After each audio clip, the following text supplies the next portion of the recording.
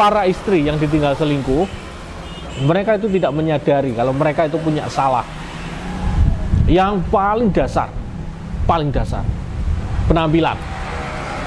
Ya, wanita kalau sudah menikah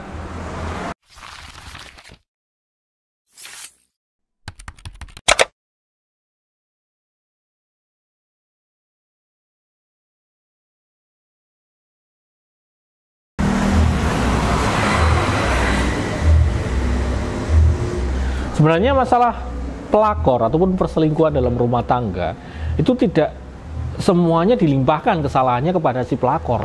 Ada andil dari si istri yang menjadi penyebab.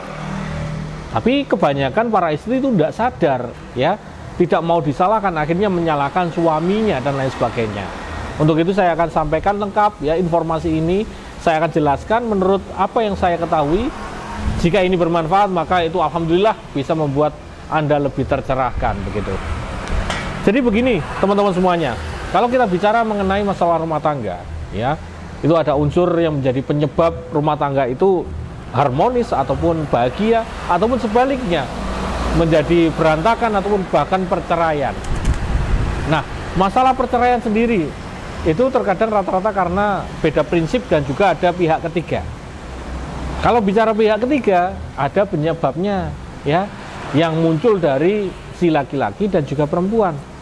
Tapi sebagian besar akan menyalahkan suaminya ataupun pihak yang selingkuh dengan pelakor, tanpa mengetahui apa penyebab di si istrinya.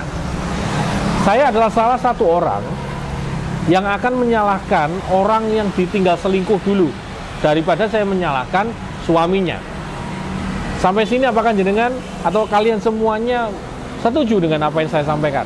Kalau coba nggak setuju, monggo dituliskan di kolom komentar ya pendapat kalian masing-masing. Tapi tetap saya punya alasan di sini. Saya punya alasan di mana para istri yang ditinggal selingkuh, mereka itu tidak menyadari kalau mereka itu punya salah. Yang paling dasar penampilan. Ya, wanita kalau sudah menikah terkadang ya apa yang namanya, acuh tak acuh lah, menyepelekan masalah penampilan. Kemudian si suami di luaran sana ketemu rekan kerja yang cantik, yang dandan setiap harinya, terus pulang ke rumah ketemu Anda yang kucel. Pertama mungkin sudah diingatkan, boyo dandan, kamu dandannya cantik dong, gini. Tapi merasa acuh itu menjadi masalah di kemudian hari. Suaminya sudah bosen, akhirnya ya memutuskan untuk selingkuh, ya kan? Selingkuh. Dan satu lagi, karakter. Saya laki-laki, saya memaklumi ketika pulang ke rumah, terkadang banyak sekali hal-hal yang tidak penting diomongin. Kamu habis dari mana? Ngapain saja? Kemudian ditanya macam-macam dan lain sebagainya. Pulang telat ditanyain dan lain sebagainya.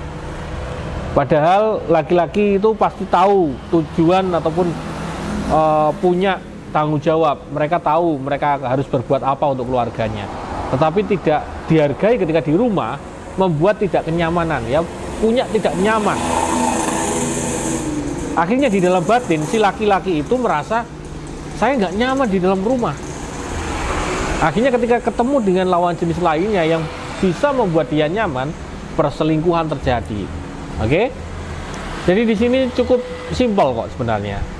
Tidak semuanya itu kesalahan awal itu dari si suami yang selingkuh. Tapi juga ada yang namanya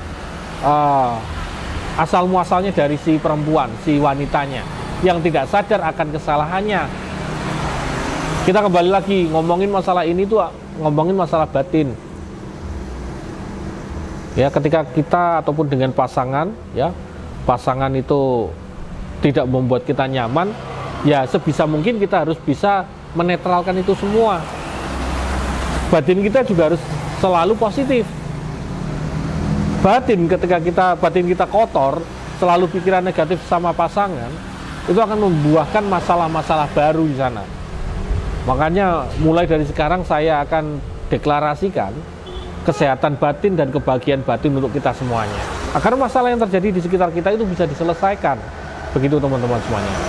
Oke, saya rasa yang saya sampaikan di tema kita kali ini bisa bermanfaat. Sekian dari saya. Wassalamualaikum warahmatullahi wabarakatuh.